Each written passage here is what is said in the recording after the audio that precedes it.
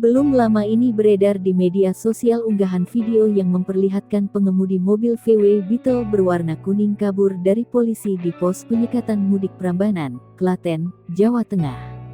Dalam video yang diunggah akun Instagram @merapi_uncover, Minggu tanggal 9 Mei tahun 2021, pengemudi mobil VW Beetle tersebut langsung tancap gas saat akan diperiksa oleh polisi yang bertugas.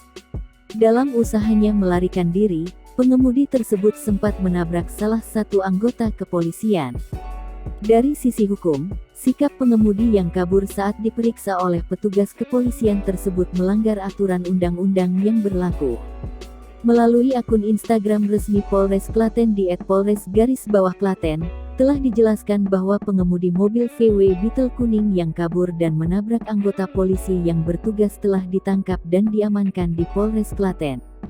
Hingga saat ini, pengemudi tersebut tengah dalam pemeriksaan lebih lanjut.